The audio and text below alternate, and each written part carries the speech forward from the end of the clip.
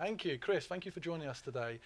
So we've got Chris Cabrera, who's an entrepreneur, author, and philanthropist, and he brings more than 2 decades of successful senior management experience, right from the earliest stages of a company through to an IPO, and today is CEO and founder of Xactly, a company that you founded in 2005? 2005, yep. Correct. So Xactly is the market leader in on-demand sales performance management. The company's SPM suite of products enables sales and finance executives to design, implement, enable sales and finance executives on optimizing sales compensation management plans. Today we're at Unleashed, which is in London, so we're at the Ham Yard Hotel in the centre of London, and the focus of the event is on the SPM space and the evolution from building and automating compensation plans to leading the SPM category. After 13 years, you've actually renamed the event, we've noticed, highlighting that you're talking about unleashing human potential. And we're really grateful for Patrick Morton, the VP of Sales in London, to organise this along with Lucy. And it's fantastic to have you here. So hopefully that introduction is giving you some justice. I'm curious, you sitting in London right now, what are you excited about being in London, Chris? Well, I'm excited because I love London, and I'm also excited because we have just had a great session with many customers and lots of prospects, and our great employees that are here. So there's a lot of energy over here right now. Fantastic. And I'm kind of feeding off of that right now. I've just done a series of one-on-ones with some of our top customers over here, which has been, it's always great for me to get out and hear how they're using our products, how we're helping them drive behaviors, how we're helping them, basically sell more. And anyway, so it's really exciting. I love coming out here. Great, thank you.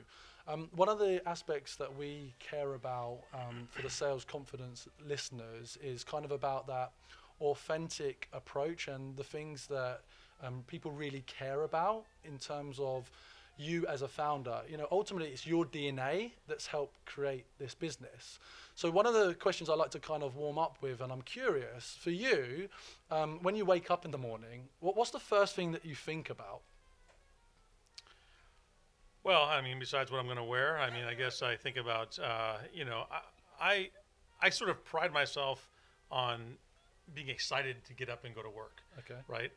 It's one of the jokes we have in our family. A lot of people talk about working from home and things like that. I don't like working from home because I truly love going to the office. I like the camaraderie. I like the people. I like every part of it. So for me, I pop out of bed in the morning very early, and I'm excited to attack the day. Mm-hmm. And it's always different. Every day is different, and so I think that's kind of what I think about when I first get up. Okay. And once you get into the office, clearly you have an inspiring presence, and you're looking to motivate your team. Is there something that motivates you as an individual, that's inspired you to create the business that you've gone on to create? Well, I mean, as an entrepreneur, I think that part of your responsibility is to at least plant the seedlings of a great culture. I really believe that the culture, it comes from the people ultimately. So there's nobody in our company. Like I often kind of chuckle a little bit when I talk to CEOs and they've got so-and-so as the head of culture. It's like, that makes no sense to me because in my mind, there is no head of culture. It doesn't come from me. Yeah. The seedlings came from me for sure, but culture is something that comes from the people. And I've learned that over the years. I mean, it used to be we were 25, 30 people all in San Jose, California. I could take the whole company to lunch. And so I could kind of control the culture when it was like that. Today, we're over 600 people in Toronto and in India and in London and in Denver and, California and on and on and on. The culture has to live in those places without me. And so I think that's important for entrepreneurs to recognize that, while you can plant these seedlings, the culture comes collectively from the people. So our big thing is how fast can we indoctrinate new people into our culture and sort of infect them with our belief structure and our way of thinking and our core values. And oftentimes they don't fit and they get ejected out very quickly. Yeah. And we're very protective about that because we really believe that the culture is what makes the company. Okay. But where did that come from? Well, again, it comes originally from the founder, the seedlings of it. But where did the Seedlings, as you as the founder, I mean, you must have had some kind of direction or insight, or did you just wake up one day and you were? Yeah, keen no, to I mean, it inspire? wasn't like I got tablets, with it engraved on it. I think it was something to where we used to have 13 core values. Okay. Like I went to business school, I went to MBA school, and so you learn that you of course have to have core values. So you start the company and you get all the people together and you create core values, and we had 13 of them, and we put them on the website, we had them on posters, and 2 years into the company, I started stopping employees in the hall and say, hey, Johnny, what do you think our core values are? Hey, Susie, what do you think our core values are? And they would look at me like freaked out, and all of a sudden I would get like the trustworthy, loyal, courteous, the Boy Scout oath. And it made me realize we didn't have core values. I mean, if people can't tell you what they are, you don't have them. And so long ago, we went through this process and we said, hey, the 13 things that we came up with are all good, but it's just too many, and people can't focus on it. So we said, of the 13, which are the 4 that are like unbending that you can't live without? And that's how we came up with this CARE core values, which is customer focus, accountability, respect, and excellence. And that sort of became the marching orders of the company. And that was this, as I say, the seedlings that have created this really incredible culture that's been recognized 16, 17 times as a great place to work or top workplace, and we're really proud of that. That's fantastic. As a performer, someone that needs to kind of get up every day and perform, has there been experiences on this journey, which is a long journey in terms of an individual founder that scaled a business, exited, gone through an acquisition, it couldn't be great all the time. Like, are there times when it's been difficult for you, and is there some kind of frameworks or references that you leverage to ensure that you can kind of get through and overcome any challenges that you may have had personally? Yeah, that's a great question. And I think, a lot of entrepreneurs, and certainly growing up in the Silicon Valley where some of the greatest companies in the world, were born, and certainly as a young person growing up and seeing all the companies that were there, even when I was a young person, it's humbling to have that experience, but you also realize that the life expectancy of a Silicon Valley founder of a tech company is pretty short. And I sort of feel proud that I've lasted 15 years in it as a founder. But I think the number one answer to your question is I learned in some ways the hard way, but pretty early on in my career, that if I didn't continuously reinvent myself, things weren't going to go very well. And I had to recognize that the things that got us off the ground and got our initial $4 million A round back in 2005, or got our first $10 million of revenue, that takes a certain type of founder, right? It's the true most entrepreneurial time you could have, right? It's the person that's literally the CEO is like the sales rep, and you're going out there and you're whatever you can do to get money, to get customers, to get momentum. That skill set's awesome at that time, but the skill set to get you from 10 to 50 million is a little bit different. And so if you don't recognize that and figure that out and figure out how to change, likely, that's why you see a lot of these founders not get to 10 or not be the same person, that gets them to 50. They get taken out during that period of time. Those that do it figure out how to morph themselves and change themselves. And that just continues on, because the skill set that gets you to 50 million won't get you to 100. And that skill set won't get you to 200, on and on and on. And so I just learned early on that you have to be a student of this, and you have to be, kind of fungible and a sponge to learn, and recognize that you don't know everything, and that there's many, many people that, no matter how successful you think you are, there's hundreds of people that are way more successful. And so I've always just been humbled by that and say, hey, I just got to learn from these people on how to be different, and recognize that what got me here won't get me there.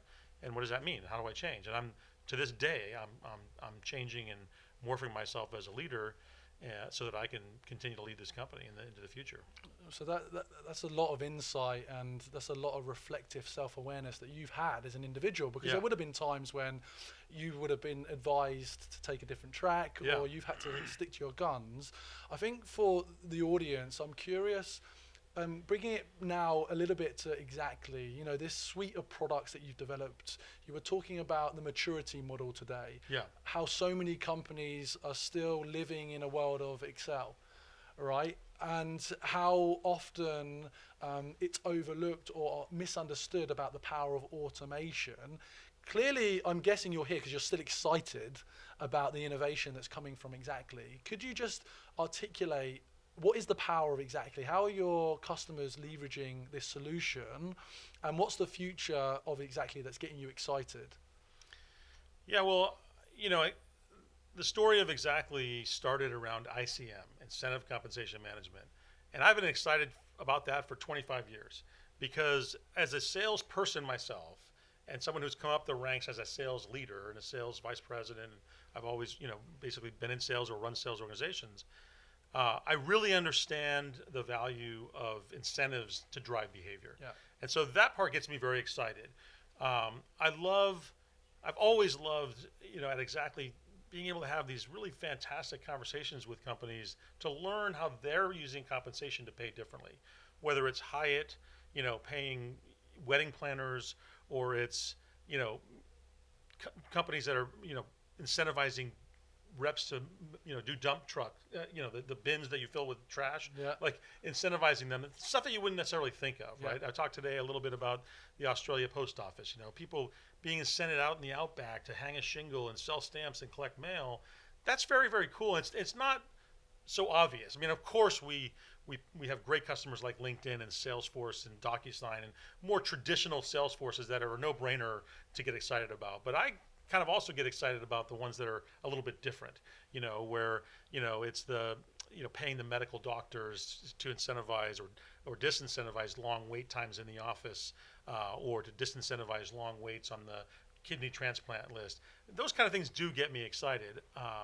So that's the beginning of Xactly, and that's our core for sure. But over the last number of years, we've really expanded that ICM to include SPM.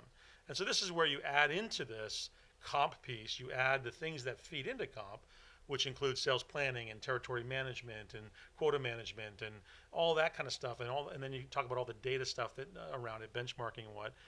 I mean, you'd have to really check your pulse. If you aren't excited about this stuff as a salesperson, then something's probably wrong with you. Well, it's actually interesting because I remember my final quarter at LinkedIn, and one of the relationships I had with Xactly was looking at my commission check. And actually, one of the greatest moments in my professional career was when one of my final paychecks was over $50,000. In fact, it allowed me. Thank you. It allowed me to set up this company. So I think it's absolutely right. Like, the interest for the sales professional to really care about their compensation is absolutely mission critical. Yeah.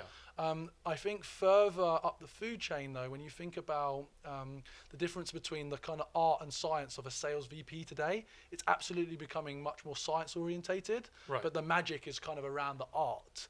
Yeah. Is there some kind of advice about for sales leaders that maybe haven't quite comprehended the science of this? Like, what do they need to be thinking about to ensure that they've got a competitive advantage? Well, that's a great question, and I think that there's two kinds of sales leaders right now. There's sales leaders who understand the value of incentivizing their sales teams and understand the value of data to drive performance, and there's salespeople who won't be in the job much longer. Those are the two categories. And because the latter, the reason they won't be in the job is because they're going to get passed by technology. They're still coming from the old school, and I'm not saying that they're old or they're older generations. Yeah. I talk to young sales reps that don't get it, or sales leaders that don't get it, and so part of this is this basic understanding that comp does drive behaviors, and the reason we know that is that's the reason every company, pretty much, and across any industry, actually pays variably, if they didn't believe that it drove behaviors, they would just pay base salary and I'd be out of business, right? Yeah. The facts are we know that it does drive behavior. So that begs the next question, which is, okay, if that's true, if we take that as a given that variable comp does drive behavior, how can you go to bed at night as a sales leader knowing that your sales organization is paying your people 3 to 4 to 5 to 6 weeks in arrears with no web-based visibility, no ability to look at their phone and see how they're doing in real time, that dangling carrot, if you will? I mean, that's a going out of business strategy if you're not doing that. And if your competitor's doing it and you're not doing it, I mean, it's just a matter of time before you're going to be on the unemployment line. And so a lot of this has to do with, I think, the mindset of sales leaders has to change. Yeah. We see it changing pretty rapidly, but you know, if you're listening to this podcast and you're a sales leader and you're still using spreadsheets, you know, chances are you're not going to be in that job much longer. Well, I know that sounds absurd, but it's a helpful warning. You know, I guess those that are aspiring to be a sales leader, you know, maybe those reps. You talk about the impact of data on changing behaviors, and although you quantify the outputs of those inputs, what are those behavioral traits that you expect to see from so-called successful sales professionals? When you think about your own organization, you think about the thousands of sales professionals you've influenced or impacted or you've experienced. Like, what makes the difference from individuals that you perceive are going to be more successful from a behavioral perspective than others? Well, I mean, I think, look, I'm not the first one to talk about sales being, you know, successful salespeople being able to take a lot of no's, and it's, you know, people talk about it's the behavioral piece of it, right? How many calls a day you're going to make and all these kinds of things. And there's no question that, you know, people who work harder in sales usually generally make more money. But the facts are, it depends. The answer is it depends. It depends on what every company is trying to drive. And this gets back to, you heard in my presentation this morning, this notion of go ask the VP of sales or the CEO, hey, if you could wave a magic wand and get your sales reps to do something different than they're doing today, what would it be? In fact, what would the 3 top things that you'd want them to do, what would those 3 things be? And if those aren't the same 3 things that you're incentivizing them on, then something's wrong, right?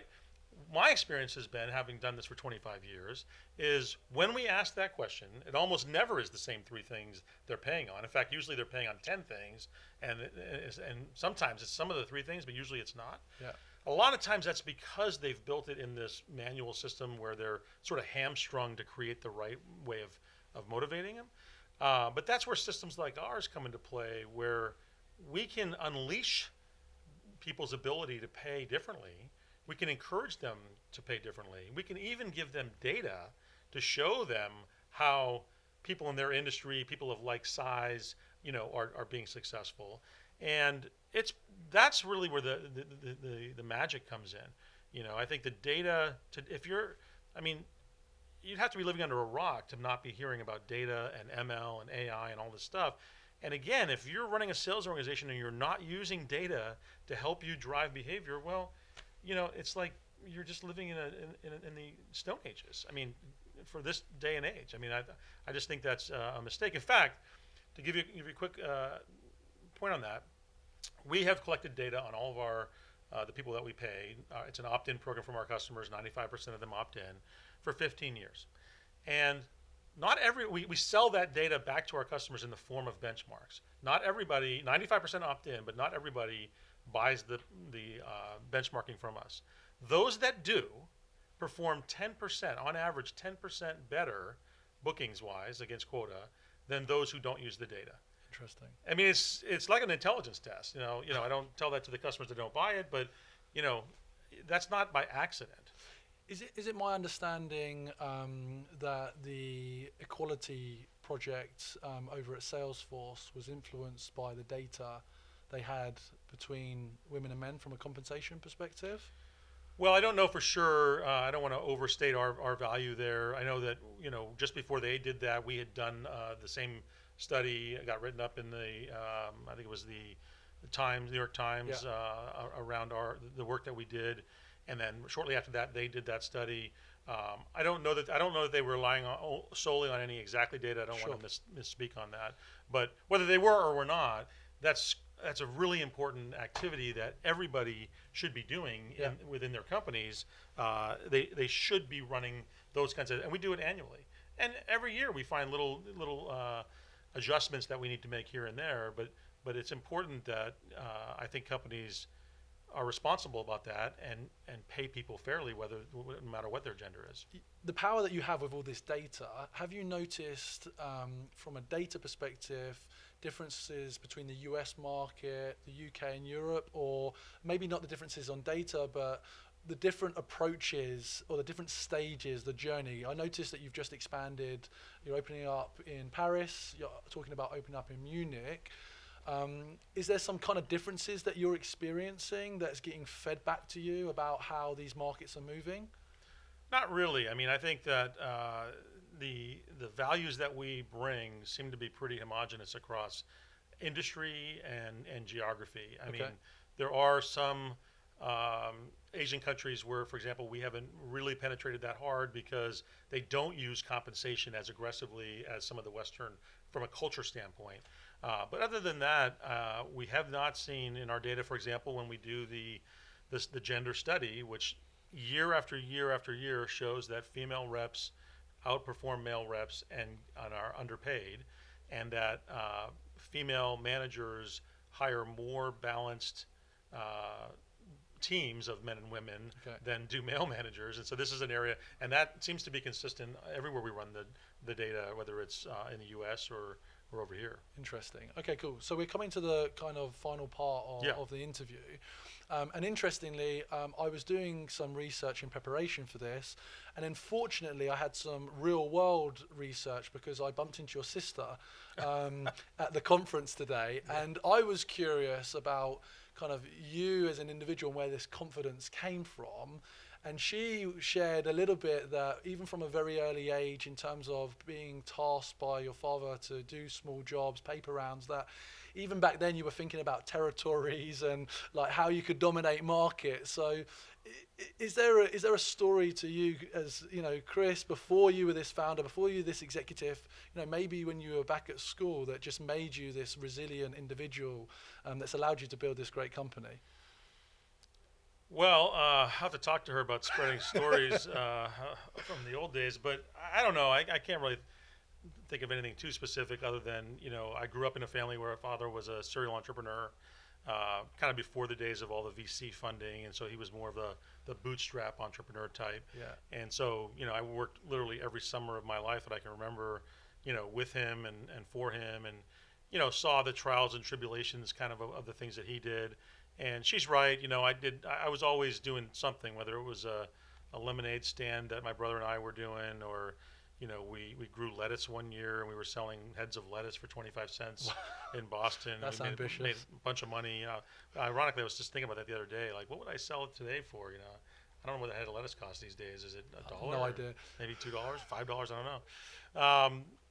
So I don't know. I think a lot of that just comes from, you know, sort of how you're brought up, and for me, you know, that I always knew I wanted to be an entrepreneur. I went through the entrepreneur program at USC, so it was kind of, I knew it was just sort of a matter of time before I ended up doing that. But I was patient. I didn't start the company until I was 37 years old, and so when I counsel a lot of young entrepreneurs, one of the biggest areas I counsel them on is to be patient. Too many entrepreneurs and folks, these young folks, come out and they think they want to be CEOs and they want to start a company. And I think what happens is they tend to start things too early. They don't have the experience to do it. They don't have the kind of business acumen to do it. And then they fail. And that failure really hurts their psyche on taking risks. And my thing is, you know, get a little experience under your belt, you know, learn, get a little bit of business acumen, get a solid mentorship, you know, kind of network around you, and then when the time is right, start something. And I think the odds of success will go up greatly. That's interesting because, you know, a lot of our listeners, we really care about and champion the SDR, for example. Yeah. You know, that first job out of college, where you've got this exciting opportunity to join an exciting company like Xactly. And often feedback we hear is, you know, within the first 6 months, SDR wants to become the VP of sales. Yeah. It's moving very fast. And even the lecturer that was speaking this morning, Dr. Paul Robson, was talking about that we're probably likely in this generation going to live to over 100, 105 on average. That's a long lifetime and therefore a longer experience in work. How do you counter that though when people, the younger generation, have got this itch? You know, and it feels like everyone's successful today. You log into LinkedIn, there's another post about another raise, there's another product, there's another TechCrunch article. You know, you're overstimulated that success is very accessible, and therefore you should just go do that. Yeah, so I think I would comment two things. I think, the doctor today made a good commentary on how everybody posts things on LinkedIn and all the social media sites that are very positive. Yeah. So I would first think that there's a fair bit of fake news out there on how great everything really is in everyone's lives, And so if you're not experiencing that, like, don't beat yourself up, because a lot of this stuff is self-propaganda. And, we're guilty of that exactly like anybody. And I think, so you kind of have to take a little bit of that stuff with a grain of salt. That's the first thing I'd say. The second thing I would say is I think the generational piece is super, super important. And the successful leaders that will navigate it will understand that, it's like sport today to make fun of the new generation and how they want to be the VP of sales every in 6 months. But if you think about that from a leadership standpoint or from a manager standpoint, all you're really going to do is alienate yourself by propagating that and thinking that way. Why not just embrace that as a strong, powerful, cool thing? And let's figure out how to turn that desire to be promoted every 6 months into some kind of engagement energy that gets them working within the company. Yeah. So as an example, in our company, we had these BDR roles and SDR roles, and it used to be kind of, you work for 2 years in that role, and then you can come talk to us about promotions. And when all this started to happen and we started realizing, geez, these folks really do have an expectation to be promoted every 6 months, we sort of said, why don't we create steps for them to do that? And so every 6 months we can literally promote them. We can give them a little more money. We can give them a little bit bigger title. They're going to be happy. We're going to be happy, because our goal is to keep them and promote them ultimately into other types of field reps or inside sales reps. And it has been phenomenally successful for us, and our BDR SDR program has been, I think, aided by the fact that we have these step functions where they can grow into. And I think that's just an example of, modern, solid leadership that's embracive of the different cultures, as opposed to, kind of pointing the finger and going, oh, geez, you're this way or that way.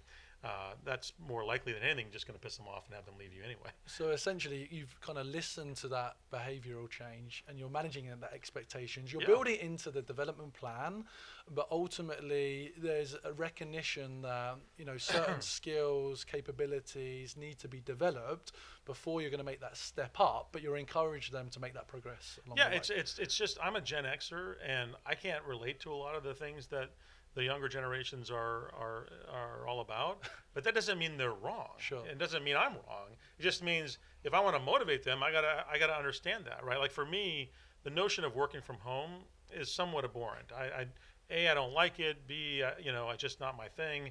And I like to see the whites of people's eyes. I like to see them in the desk working hard. And there's just a natural Gen X thing in me that if I don't see them working, they probably aren't working. Sure. I've struggled with having to, come to terms with the fact that that's probably not true. That many of these people are more productive working from home than they would be in the office. So it's hard for me, but I've had to stop overlaying my belief structure and how I grew up onto a whole new generation. And the more that I'm open to all these changes, I feel like the better our culture is, and the happier the workforce is. And it certainly doesn't seem like it's affected our productivity. So, those are just further examples, I think, of this ever-changing growth story as a leader that I talked about. And ultimately, if you feel that you've got the data references, those points you feel comfortable. Yeah. If someone is performing and hitting their productivity targets where they work, has an impact. Doesn't matter. That's right. Fantastic. Well, hugely grateful for you being so open and honest and sharing your insights and this experience and this incredible journey that you've been on as an individual. I feel that there's a lot of takeaways here, and also reference checks that people can make from listening to our podcast. Is there a final parting thought that you have in terms of being in London, or something related to Xactly or your personal experience that you'd like to share before we wrap up? No, I mean, I think, obviously my hope is, I'm 15 years into a company, 25 years into a space. I'm super passionate about the world of SPM, and in particular, the motivational side of it. That's why we talk about unleashing human behavior. And so, certainly the more I can engage in conversations like that with people over here, the happier I'll be. And I think that we can impart so much of that wisdom that we can really help companies change the behavior of their people and change their top and bottom lines. And so my final word is just, if you aren't familiar with us, you ought to be. And if you aren't automating comp and doing all these kind of SPM things that your competitors are, you ought to be doing it. Thank you. Well, it's been great hearing from you. We're excited about your overall vision to, unleash human potential. We care about unlocking confidence in the human population. They just happen to be sales and revenue leaders. Yep. So I think we have some shared values and philosophy. Looking forward to enjoying the rest of the day, having a few drinks. But thank you very much for being on the Sales Confidence Podcast. All right. Thanks for having me. Good man. This is great. Thank you. Thank you. All right. Cheers, Chris.